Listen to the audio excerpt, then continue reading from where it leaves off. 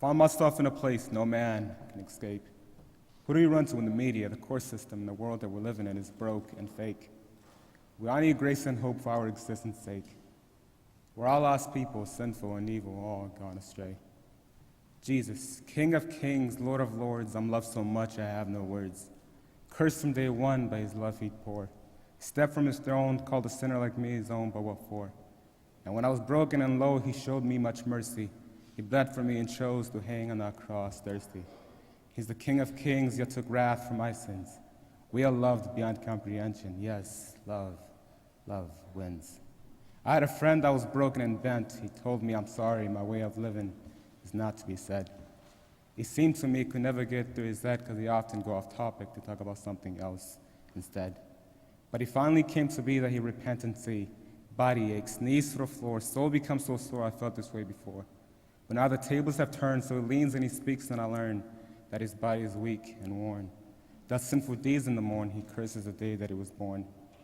Heart beats faster, begins to burn. Tear begins to pour, drops to the floor. Sees the guilt and shame, he pleads with the Lord.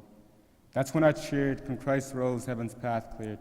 Told me I'm free, not to fear, so I dropped to my knees, repented and believed, but if it was up to me, I wouldn't be here. How amazing yet odd this great God will love us all through our sinful years. And then it was my turn, and I began to complain about the things that weren't fair in my life. And like our stories like this one, there's a but. And as I continued expressing why it wasn't right, he interrupts and he says, Bonito, you do know that there are people who have it worse than you. I said, of course that's true, but in the eyes of who? I'm doing all that I can do just to stress about rent being overdue and siblings so young I can barely move, because when all falls apart, who do they run to? And then I began to recall his voice, and like Job, as still as it spoke, Bonito, you or just a man can't begin to comprehend my love for you. I suffered, died, and rose so you may be made new, and I will clothe you in my likeness. At this point, I just had a smile because there's never been any other like this. What about you? It's your turn. Grace is what I reach for in heaven. What are you known for? Clearly, everyone can see what a glorious day it will be when we stand in the presence of his face, because we are not under law, under grace. That's all.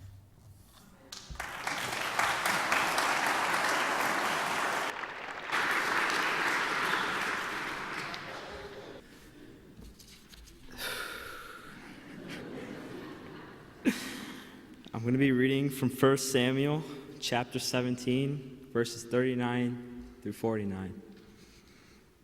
Then Saul outfitted David as a soldier in armor. He put his bronze helmet on his head and belted his sword on him over the armor. David tried to walk, but he could hardly budge.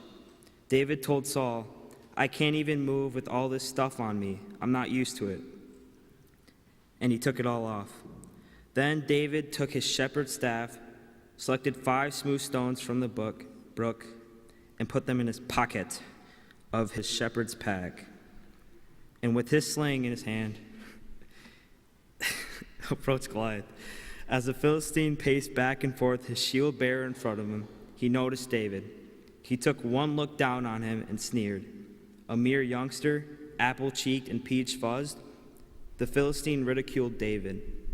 Am I a dog that you come after me with a stick? And he cursed him by his gods. Come on, said the Philistine.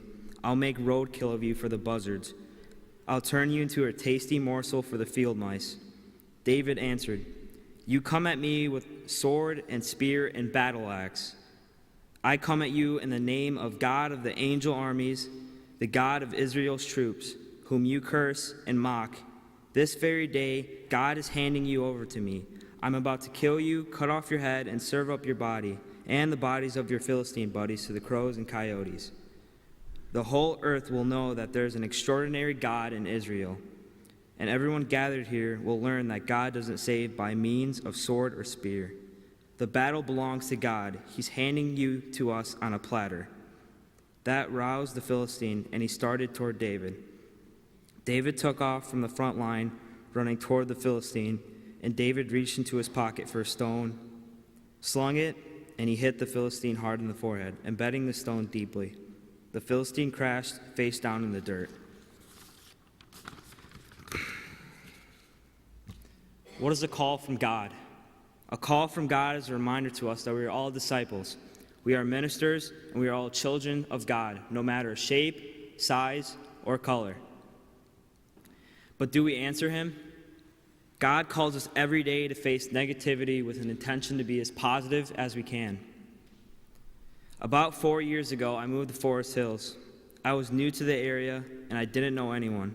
The Rich family has been friends with my family for as long as I can remember. About 2 years ago, Deanna invited me to church. I wasn't sure if I wanted to go. My family used to attend a church, but that was in the afternoon, and it was too far from where we moved to now. My parents worked during mornings on Sunday, so I wasn't sure if I'd feel comfortable going without them. Just when I was about to say no, I hear a voice in the back of my head. Go. I gave you a gift. Use it. At that moment, I knew it was God telling me to go, but I didn't know what gift he was talking about. So I decided, why not? God says to go, and so I went. And I think that was the best decision I ever made. Not only did I learn so much about my faith, but I met so many incredible people. The only thing I didn't understand was, what gift did God give me? A new place of worship, renewed faith. It wasn't until the first family promise when I got my answer. Family Promise is a partnership between our church and others that help families have a place to live until they find permanent housing. When I went there were about 3 families. There was a 5-year-old boy, 2 girls around 8, and a boy my age, maybe a little younger. I saw the older boy, and we shared a lot of interest in basketball, and quickly we became friends. When everyone else went to bed, me and him stayed up till 2 a.m. hanging out. As I was about to call it a night, he asked me something. Do you think God will help my family?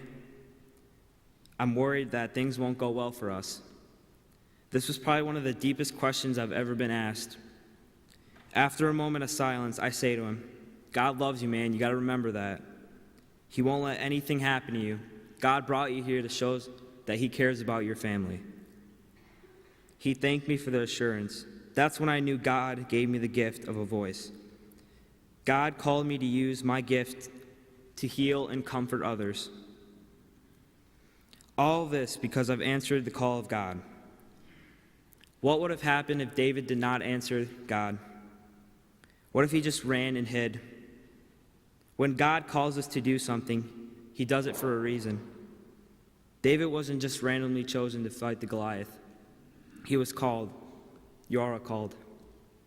And when you answer God's call, he will watch you. And when you face the Goliath in the world, he will strengthen you. Now it's time for a new generations of David. Will you answer God's call?